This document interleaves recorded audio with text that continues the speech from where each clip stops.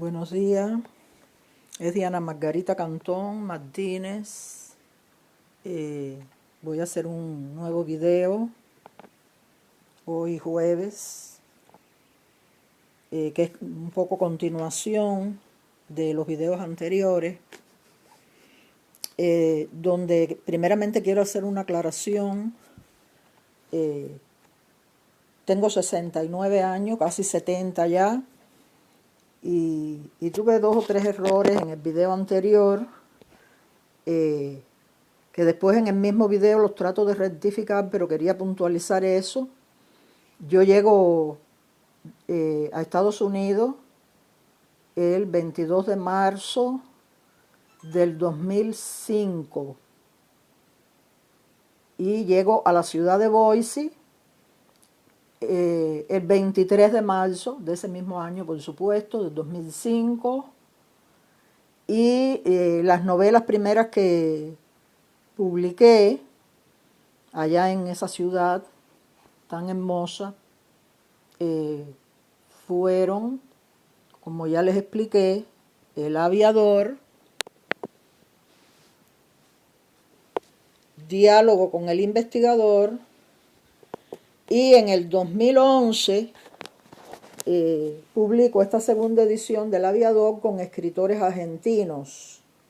Esta segunda parte del Aviador, o sea, esta segunda versión, incluye ambos de los libros anteriores, el Aviador y Diálogo con el Investigador. Y también aparece Diálogo con el Investigador y el Aviador en este otro libro que se llama El Último Aviador, que está a la venta en Amazon.com en estos momentos con un precio de $14.95 o $99. Esta edición es bastante reciente y en ella es en la que me voy a basar para dejarle algo acerca del contenido de este libro, o sea, del Diálogo con el Investigador.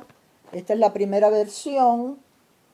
Pueden ver ahí que aparece, que es una novela de Diana Margarita Ruiz, porque Ruiz es el apellido de mi esposo, yo lo usé como seudónimo, lo uso todavía, pero mi nombre legal es Diana Margarita Cantón Martínez, que es como aparece aquí en la segunda versión de escritores argentinos. El nombre está arriba, Diana Margarita Cantón Martínez. Y en El Aviador, El Último Aviador, aparece también Diana Margarita Cantón Martínez Ruiz. O sea que es la misma persona, soy yo, simplemente que tengo aquí los apellidos legales míos, de mi papá y de mi mamá. Cantón por mi papá, Martínez por mi mamá y Ruiz por mi esposo. O sea que realmente Ruiz debía ser mi nombre legal en Estados Unidos, y incluso en la congregación me conocen como Diana Margarita Ruiz.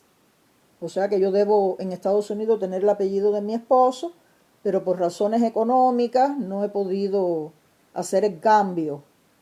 Incluso cuando hice la ciudadanía no pude hacer el cambio porque me cobraban mucho y realmente no lo hice. Pero para que sepan que quería aclarar eso y que estos primeros libros, El Aviador, Diálogo con el Investigador, Genealogía y Amor Esencia fueron publicados desde Boise, pero a través de la editora Letras de América entre el año 2009 y 2011, porque ya después no publico más hasta 2015, estando ya en California. Yo estuve en California 2 años, del 14 al 16.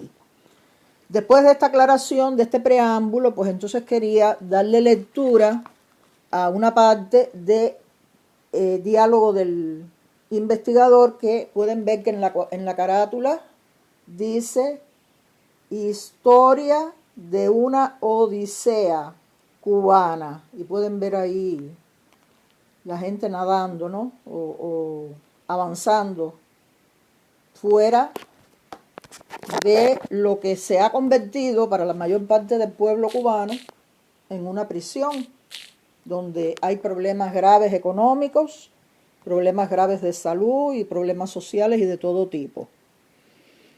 Entonces, vamos a leer un fragmento que empieza precisamente cuando yo llego a Boise, que se llama Primavera Blanca de una cubana en el destierro. O sea, no uso la palabra exilio, sino destierro. Y dice así: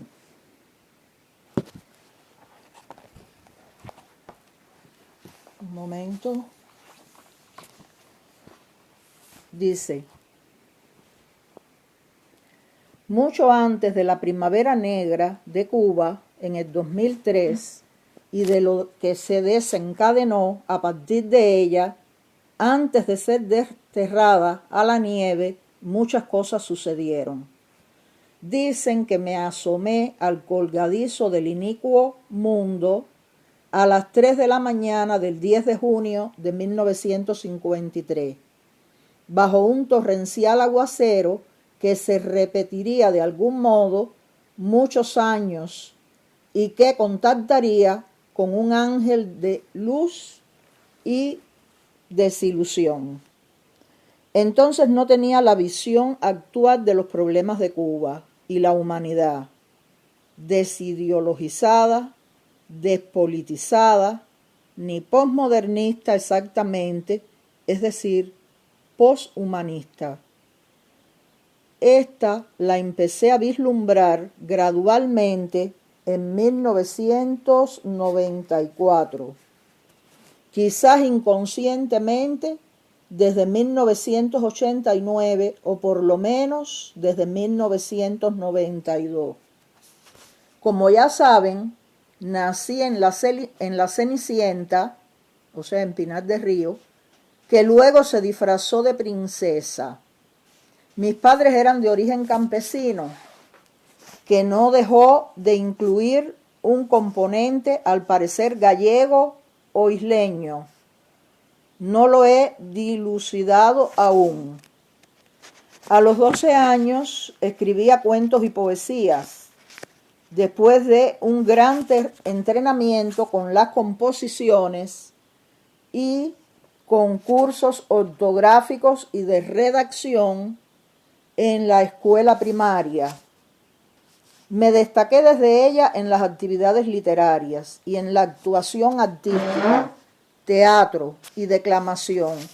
Quizás por ello, en el 2004, me dieron en La Habana un diploma por un reconocimiento literario, donde me escribieron por nombre Margarita Balboa, una importante actriz de radio y televisión, y no Margarita Cantón, mi nombre inicial, ni ninguno de los que me puse o me pusieron después. Claro que detrás de esto ha de haber estado la mano del maligno. Este nombre que me pusieron, último que señalé, Margarita Balboa, una extraordinaria artista dramática de Cuba, que desde que era niña la oía en las novelas que pasaban por la radio. Mi vida ha estado siempre llena de ironías. Participé en talleres, círculos y concursos ortográficos, históricos, de monitores y literarios, desde la adolescencia hasta hoy. Algo más de mi media rueda. Ya le perdí la fe a los concursos y en realidad no me interesa ser la mayor en nada. Eso sí, quiero dejar al mundo mi huella.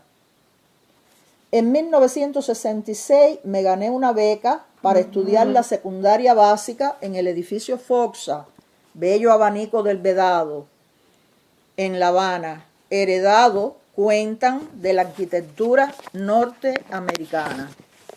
Fui militante de la Juventud Comunista de 1968 a 1983, pasando después al partido de donde me expulsaron en 1996 por expresar públicamente y en su propio seno, nada de en los pasillos, mis opiniones sobre la sociedad y los dirigentes.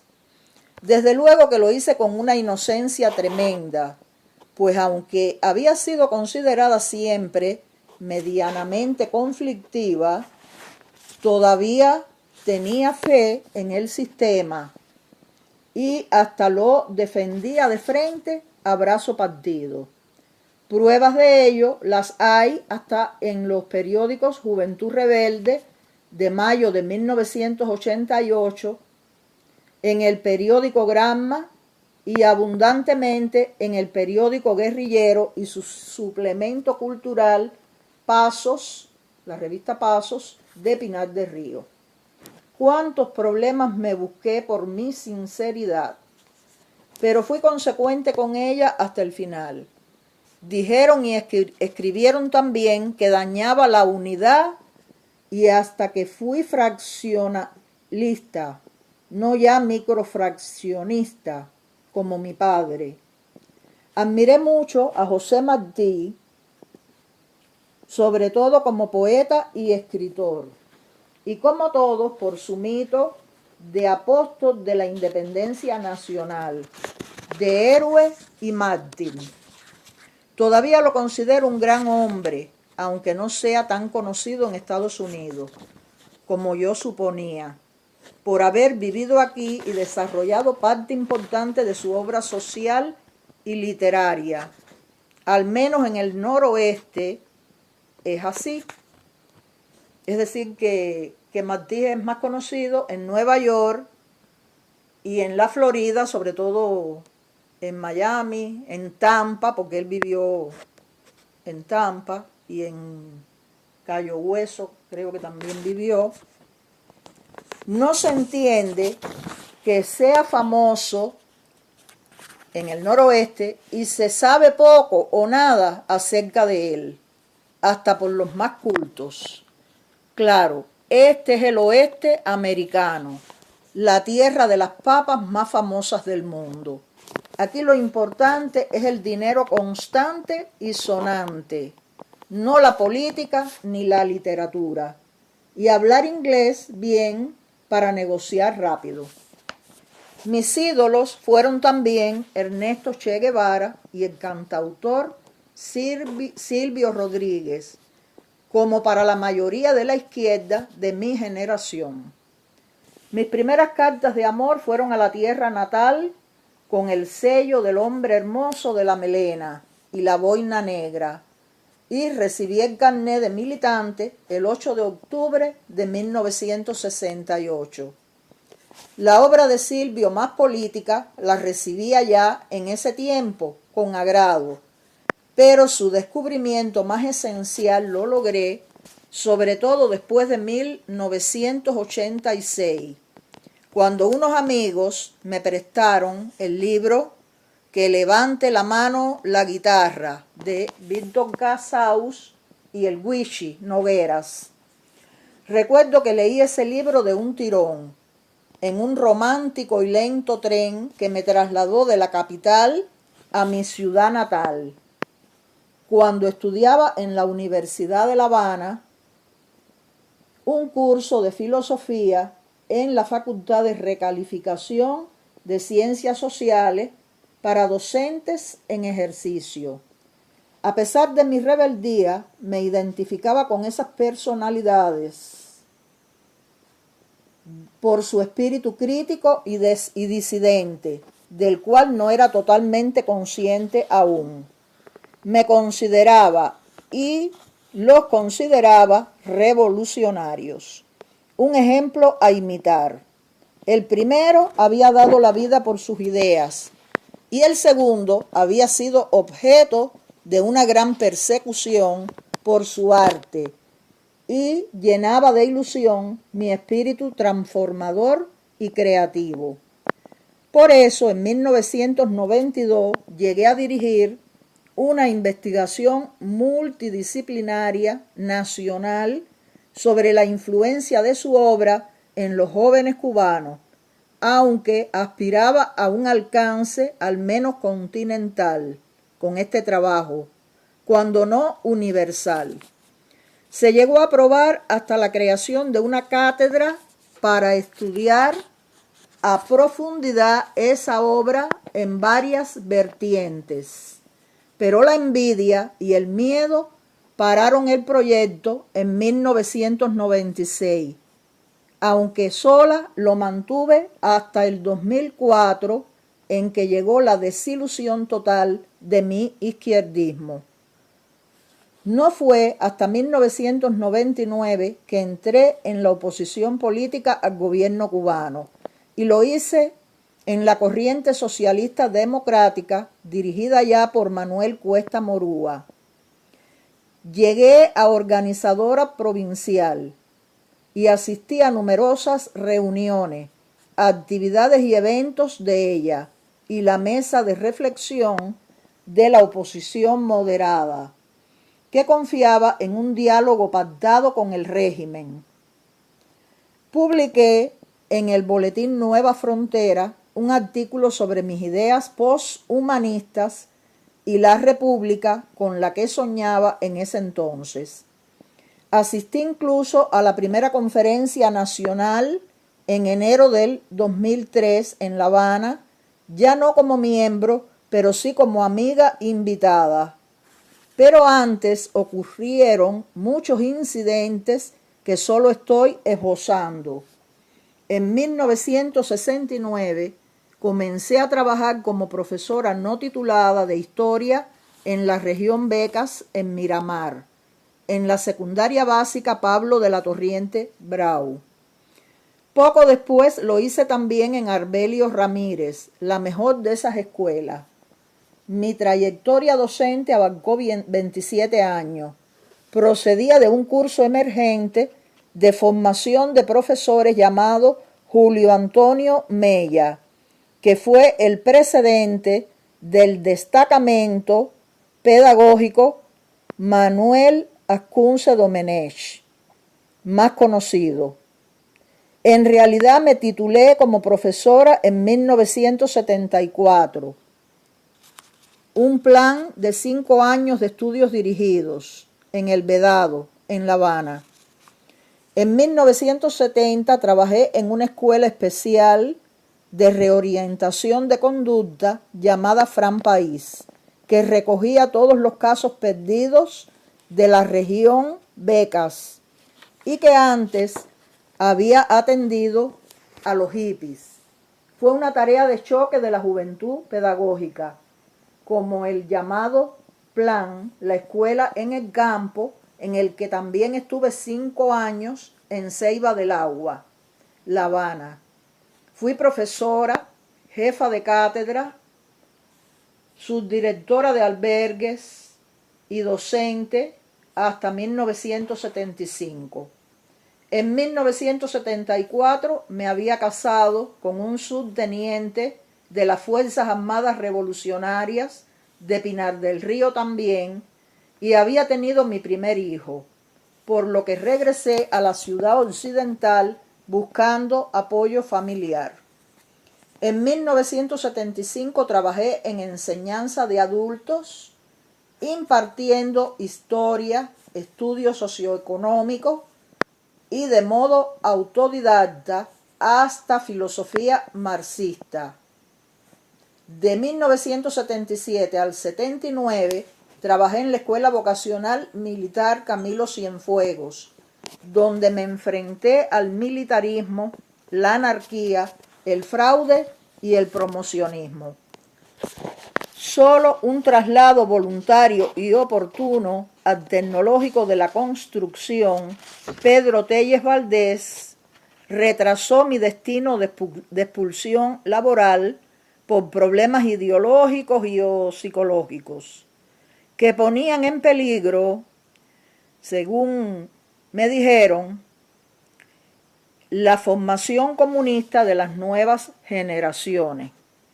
En el 79 me había graduado en la Universidad Pedagógica, que mucho después fue conocida o denominada como Rafael María de Mendive, y mis propios profesores facilitaron mi traslado a ella como profesora de filosofía y metodología de la enseñanza de las ciencias sociales. También impartí lógica formal, economía política del capitalismo, estética, ética o moral comunista. Fui jefa del colectivo de asignatura de filosofía y jefa de temas de investigaciones nacionales sobre la práctica político-social de los jóvenes estudiantes de los institutos superiores pedagógicos y sobre la influencia de la obra de Silvio Rodríguez en la espiritualidad juvenil. Esos trabajos andan por el Pedagógico de Holguín y el Centro Nacional del Derecho de Autor, probablemente plagiados ya por autores incondicionales y serviles a la mentira. Versiones posteriores pueden estar en sitios ocultos y hasta en Miami, gracias a Héctor Palacio, del Centro de Investigaciones Sociales en El Vedado en ese tiempo. Impartí posgrados de filosofía y metodología hasta en las escuelas municipales y provincial del partido, resultando bastante ácida por mis exigencias a profesores y dirigentes mediocres y desaplicados, hasta con la ciencia que supuestamente representaban. Me refiero al marxismo, leninismo, incluso al guevarismo, incluso al fidelismo, al mito sobre José Martí. En la universidad me destaqué en la defensa de los trabajadores docentes como líder sindical y me dio cierta popularidad que molestó a los de arriba, pero solo se alarmaron después del 92, pues tenía la imagen de revolucionaria y combativa, y en realidad lo era. Realicé numerosos cursos de posgrado que incluyeron la computación y los idiomas ruso e inglés, que solo estudié porque me obligaban a hacerlos.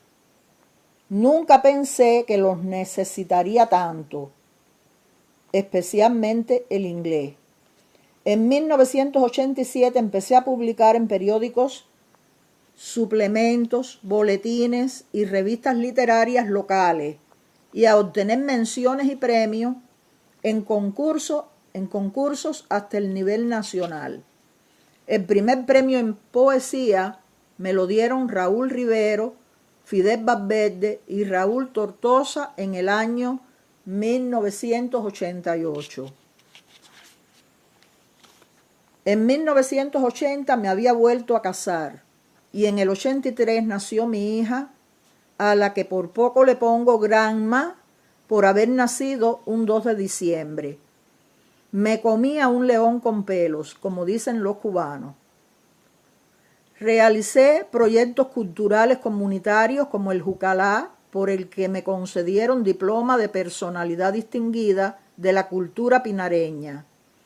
Proyectos con niños y jóvenes como El Principito, El Reparador de Sueños, El Unicornio Azul y otros con los que colaboré, como los proyectos La Esperanza del Mundo, de la que habló Martí, Los Cazadores de Sueños. De lo anterior también hay pruebas fehacientes en la prensa, que es parte de la cultura y de la historia, y que difícilmente podrán destruirlas los impostores que se apropiaron y deformaron estos frutos. En 1996 fui separada definitivamente del Ministerio de Educación y de hecho de toda la vida intelectual y espiritual oficial de Cuba, aunque me mantuve en los talleres literarios de algún modo hasta el 7 de diciembre del 2004, en que me sentí muy deprimida y aislada. había obtenido mención nacional en testimonio, pese a ser una disidente tan activa. Era un trabajo sobre Silvio y el cine, que se basó en una entrevista que realicé no solo a Silvio, sino también a Santiago Álvarez, el creador de ese proyecto de el cine experimental. Pero asistir a ese evento trajo como resultado una nueva expulsión laboral, ahora por el ministro del PAN, pues para emigrar legalmente, Emigración me pidió una carta del último lugar donde había trabajado, que era una panadería donde limpiaba el piso y donde finalmente no me dieron una licencia cultural cuando asistí al Encuentro Nacional de Talleres Literarios en testimonio sobre Silvio y el cine, de una entrevista que hice a Santiago Álvarez, como ya dije. Al contrario, me expulsaron también de ese centro por ser activista de derechos humanos. Finalmente esa carta me la dio Vidal Pérez Baños, del Poder Popular Provincial en Pinar del Río, luego de arrojar yo en el latón de la basura, allí mismo, mis medallas y distinciones por la educación cubana, Rafael María de Mendive y Pepito Tey, enfadada por las humillaciones o por las humillantes acciones contra mí. Finalmente sí me dieron una constancia que me sirvió en Emigración. No tuve que ir a La Habana a ver al supuesto ministro del PAN. En fin, una ironía. No publiqué jamás un libro en mi país, pero si juntara todo lo que anda suelto, daría para varios volúmenes. Desde luego, casi todo está absolutamente inédito. En 1994 ya era tal mi crisis emocional y espiritual que me volví ecléctica y empecé a estudiar profundamente la Biblia y sus interpretaciones católicas y protestantes de todos los matices. Estudié horóscopos, numerología, cábalas, santería, casi que hasta la China. Estudié de chamanes, curación con piedras preciosas, budismo, chakras, el sutra del loto, y no me empaté con los originales del Corán milagrosamente. Estas incoherencias filosóficas y teológicas las resolví el 16 de octubre de 2005, cuando me bauticé en Meridian, a media hora de Boise, en auto, en la piscina de una escuela, como cristiana testigo de Jehová. Había pasado la primavera negra de Cuba, la primavera blanca de Boise, un crudo verano en estos lares, y entraba en un otoño en que mi arte hispano, desterrado y discriminado, soñaba con un invierno saludable y feliz. Llegué a Estados Unidos perseguida por el castrismo por defender los derechos humanos de mis compatriotas, por mi actividad opositora en la corriente socialista democrática, en la mesa de reflexión de la oposición moderada, en el boletín Nueva Frontera, donde escribí sobre la república con la que soñaba y sobre mi teoría posthumanista. En enero del 2003 había asistido a la primera conferencia nacional de la corriente socialista democrática y de allí me dirigí al lanzamiento de la antología Ojos Abiertos en casa de Héctor Palacios Ruiz y Gisela Delgado Sablón. En dicha antología aparecían una carta y un testimonio mío publicados después de ser premiados en el concurso El Heraldo de Cuba, del proyecto de Bibliotecas Independientes de Cuba. Dirigí la filial provincial del Colegio Pedagógico Independiente y mi ponencia para el Congreso Pedagógico fue premiada. Fui directora de la Biblioteca Independiente Juan Gualberto Gómez III y entré en la prensa independiente en noviembre de 1999 en Cuba Press con Raúl Rivero. También colaboré en Cuba, en Cubanet, Radio Martí y otros. Fui miembro del Centro Nacional de Cultura y Prensa José Martí y de la agencia Abdala, donde trabajé impartiendo autodidactamente metodología de la enseñanza de técnicas del periodismo y haciendo noticias, crónicas y testimonios con Rafael Ferro Salas. Fui miembro del Centro de Estudios Sociales Independiente dirigido por Héctor Palacios Ruiz, quien propició la publicación de ponencias, artículos y poemas míos en Miami y en España. Publiqué en Palestra Cívica y otras antologías del Heraldo. Participé en el concurso independiente Espuela de Plata en Camajuaní, Villa Clara, y en el Arrecife de Santiago de Cuba, donde obtuve reconocimientos en poesía y cuento. Se estaba preparando un importante evento nacional por Pepín, que sería interrumpido con su detención en el 2003.